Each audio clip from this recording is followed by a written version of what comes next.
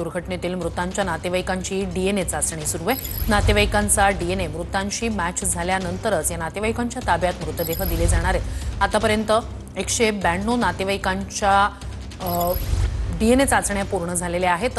विमान दुर्घटनेमुळे मृतदेहांची ओळख पटवण्यात अडचण येते।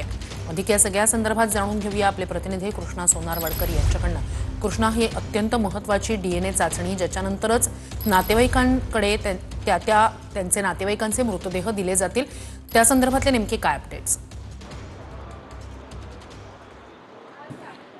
श्रुती, मी अहमदाबादच्या सिटी सिव्हिल हॉस्पिटलमध्ये आहे, जिथे रुग्ण जे काही मृतक आहेत त्यांचे नातेवाईक येत आहेत, शिवाय जखमींचे सुद्धा नातेवाईक येत आहेत आणि त्यांना एका हॉलमध्ये बसण्याची व्यवस्था करण्यात आलेली आहे आणि इथे या नातेवाईकांचे डीएनए चाचण्यांसाठी आवश्यक असणारे नमुने घेतले जात आहेत। आतापर्यंत काही वेळापूर्वी डॉक्टरांशी आम्ही बोललो, त्यावेळी डॉक्टरांनी दिलेल्या माहितीनुसार 192 नातेवाईक या ठिकाणी आलेले आहेत, ज्यांचे नमुने घेतलेले आहेत आणि ते लॅबला पाठवण्यात आलेले आहेत। त्याच्यावरची चाचण्या अजून प्रलंबित आहेत आणि येत्या काळामध्ये त्या रिपोर्ट्स लवकरात लवकर यावेत यासाठी आमचे शर्थीचे प्रयत्न सुरू आहेत। ते रिपोर्ट्स आल्यानंतर ज्या मृतदेहांची ओळख पटेल किंवा जे डीएनए मॅच होतील त्यानंतरच हे मृतदेह जे आहेत ते कुटुंबियांना देण्यात येणार आहेत। या बाजूला आपण पाहतो की स्टेजवरती जिथे डॉक्टरांची टीम आहे त्या डॉक्टरांच्या टीमजवळ आपण पाहतो की डीएनए चाचणीचे नमुने हे अजूनही घेतले जात आहेत। जे नातेवाईक दुरून येत आहेत किंवा लांबून आल्यानंतर या ठिकाणी येत आहेत त्यांना या नमुने जे आहेत ते देण्याची व्यवस्था या ठिकाणी करण्यात आलेली आहे आणि डॉक्टरांची एक वेगळी आणि मोठी टीम यासाठी सातत्यानं प्रयत्न करते आहे।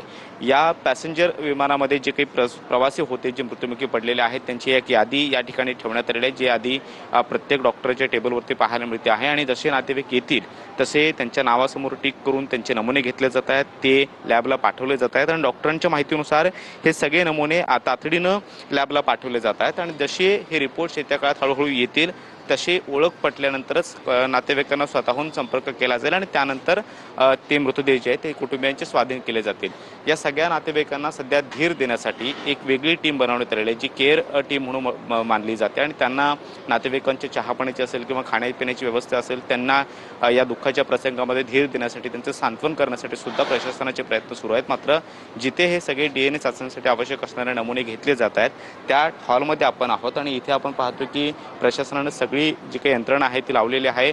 वरिष्ठ डॉक्टर या नातेवाईकांमध्ये संवाद ठेवत आहेत, त्यांना योग्य ते सूचना देत आहेत, त्याचबरोबर त्यांचं काही म्हणणं असेल तर ते जाणून घेत आहेत। मात्र अशा दुःखाच्या वेळेला या नातेवाईकांच्या सोबत असणं, त्यांना धीर देणं आणि त्यानंतर ही सगळी जी स्टँडर्ड प्रोसिजर आहे ती पूर्ण करून मृतदेह कुटुंबियांच्या ताब्यात जाईपर्यंत त्यांना या ठिकाणी त्यांचं पूर्णपणे काळजी घेणं याची जबाबदारी इथल्या प्रशासनाने घेतलेली आहे आणि त्या अनुषंगाने सगळी प्रक्रिया जी ती पार पडली जाते। मात्र आतापर्यंत 192 नातेवाईक या ठिकाणी आलेले आहेत, ज्यांचे डीएनए चाचणीसाठी आवश्यक असणारे नमुने घेतले गेलेले आहेत। मात्र अजून सुद्धा हळूहळू जे नातेवाईक दुरून येत आहेत किंवा लांबून येत आहेत त्यांच्याशी संपर्क ठेवून ते इथं आल्यानंतर नमुने जे आहेत ती घेण्याची प्रक्रिया सध्या सिटी सिव्हिल हॉस्पिटलमध्ये सुरू आहे। श्रुती, नक्कीच तुर्तास धन्यवाद कृष्णा, तुम्ही दिलेल्या संपूर्ण माहितीसाठी।